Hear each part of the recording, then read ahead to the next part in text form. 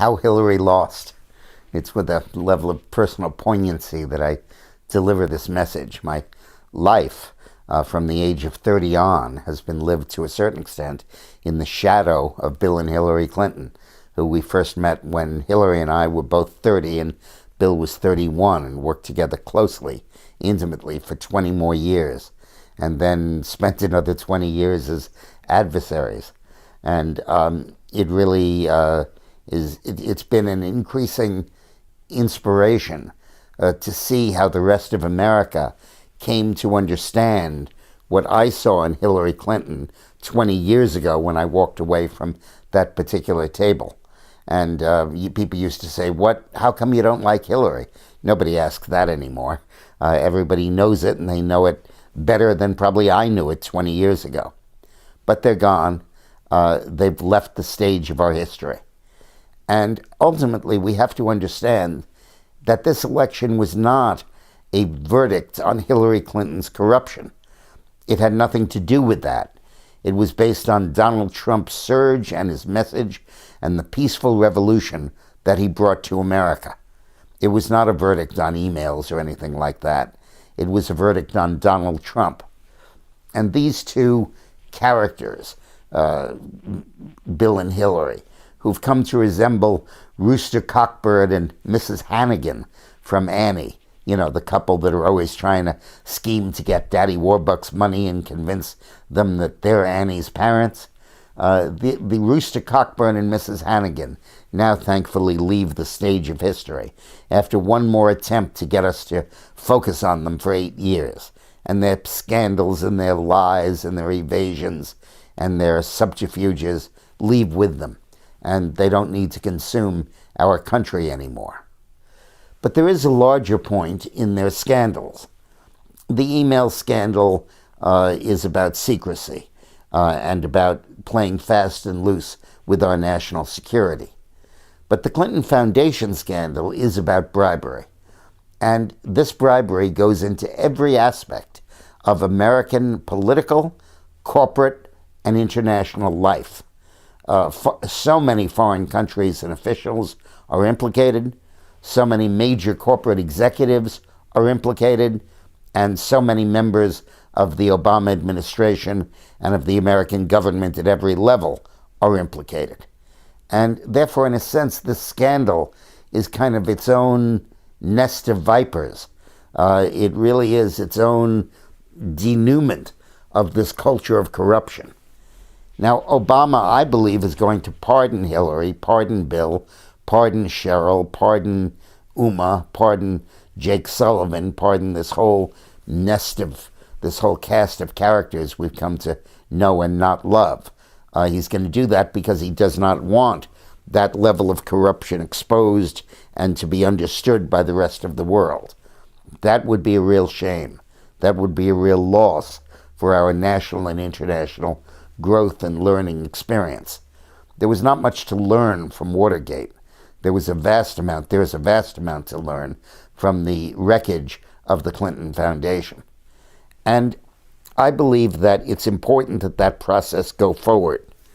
I was very disappointed in George W. Bush when the first thing he did when he came into office was basically turn off every investigation of Bill and Hillary Clinton. No investigation of the pardons, of the sale of pardons, of the various scandals that plagued that administration. No investigation of anything. Everything was turned off. And it was as if to say, these were the partisan issues I used to get elected. They accomplished their objective. They were like the pole that vaulted me over the bar, and now I throw away the pole and I celebrate my jump in peace. But that's not what they were. They were fundamental national tragedies and travesties that needed to be investigated. And so are the activities of the Clinton Foundation and this massive pay-for-play scheme of corporate political bribery that reached into every facet of American governmental life. And that needs to be outed. That needs to be examined. Those corners of our closet need to be fumigated and cleaned. And that's what's important. And I hope that Obama does not take that opportunity away from us by the wholesale use of his pardon power. Wow, what a night. I think we saved America last night. I really do. I think that the future of our country was at stake, whether we go down the path to some ossified European socialist system with no initiative and no spark and no creativity, or whether we remain what the United States of America has traditionally been and can be and will be again. I think, and I've been saying this for quite a while, that Donald Trump will make a great president. I expect a presidency at least as good as Eisenhower's and perhaps as good as Reagan's. There's a pretty good range to be in. We finally elected someone who is experienced at being a CEO, someone who has a record of achievement outside of politics. And I think that distinction is going to become quite evident as this process unfolds. But let's look back and discuss how Trump won.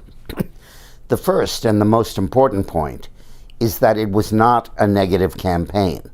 This was not a rejection of Hillary Clinton. Initially, that's how people came to the party. But then as people got to know Donald Trump and got to really listen to his message, this became more and more of a positive pro-Trump campaign. And the way we know that is that the Comey announcement that they were reopening the investigation followed a week of Trump gains. Had Trump limped into that announcement 5, 6, 7, 8 points behind, and then struggled to peak above the surface based on Comey's statement, that would have indicated a negative victory. And then it probably would have been knocked into a cocked hat a week later when Comey withdrew everything and said, oops, sorry, made a mistake. This was not a verdict on Hillary's emails. It was not a verdict on Benghazi. It was not a verdict on the Clinton Foundation or the pay for play. It was a verdict on Donald Trump, and a verdict that was sustained in the face of the most negative series of attacks any politician has ever had to endure. Hillary's campaign was 100% negative, maybe 95% negative, a constant, continuous battering of Donald Trump. And yet he held up under it, and the positive change he wanted to bring resonated so deeply that voters did not let themselves be distracted by this campaign. So Trump had started to gain in the last 2.5 weeks. He'd started to stay on message, articulate his themes and his ideas clearly, and clear away the distractions of the various accusers that made accusations against him. And then he started to gain. In the ABC poll, he was 12 points back on Monday. And then by Friday, a week ago, he had pulled almost even. And then Comey dropped his bombshell. And it didn't affect the numbers much. They remained more or less the same throughout the week and into the weekend. And you know what? They were right. The polls weren't that wrong. The polls that predicted a tie at the moment are correct.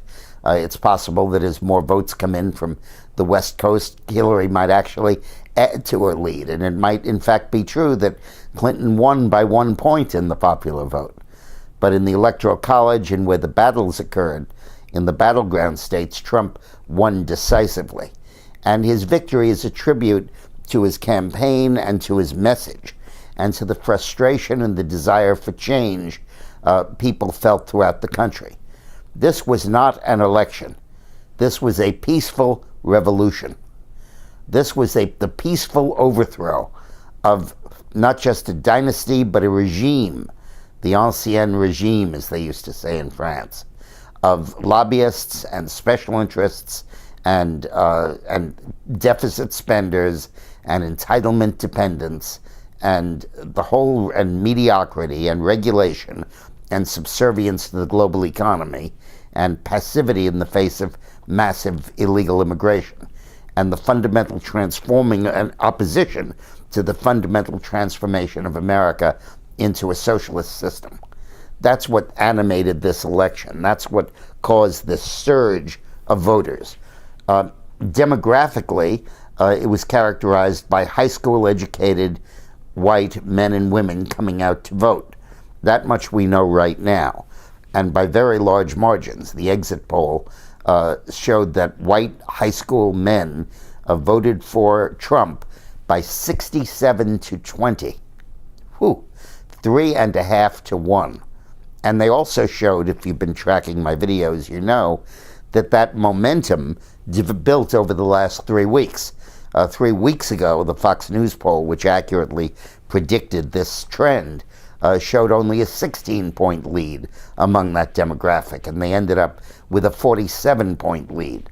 And that shows the dramatic nature of how this message gripped people and moved people. Now, it's also possible, and we don't know this yet, that there was fundamental changes in the African American vote. It's my suspicion, as Eileen and I predicted in Armageddon, how Trump can beat Hillary, that there would be a fissure in the black community, and that perhaps Southern blacks might stay loyal straight down the line, but that Northern industrial area Rust Belt blacks may be finally voting their economic self-interest, not their racial identity. And we need to look at some exit polling to see if that was the case. But this transformation, this peaceful revolution, will not simply result in a change of the executive leadership. It'll result in a fundamental alteration of American policies. One of the nice things about Barack Obama's style of governance is it won't take long to repeal everything he's done. Nothing was ratified by Congress, and nothing, therefore, has the force of law once this president walks out the door.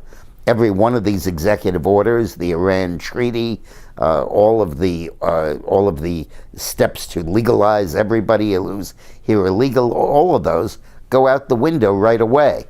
Trump can repeal them with the stroke of the pen. Pen might run out of ink after a while, but we'll get him new ones. And seriously, the whole Obama legacy can be washed away. And two things that were legislatively accomplished: the Obamacare bill, well, that's falling apart of its own accord. If we hadn't won, it would have to be repealed and replaced. And the Dodd-Frank bill, which everybody concedes has been ineffective on the one hand and an economic disaster on the other. That'll take legislative leadership, but we now control both houses and the White House. And if you thought there was gridlock before, there won't be much gridlock now.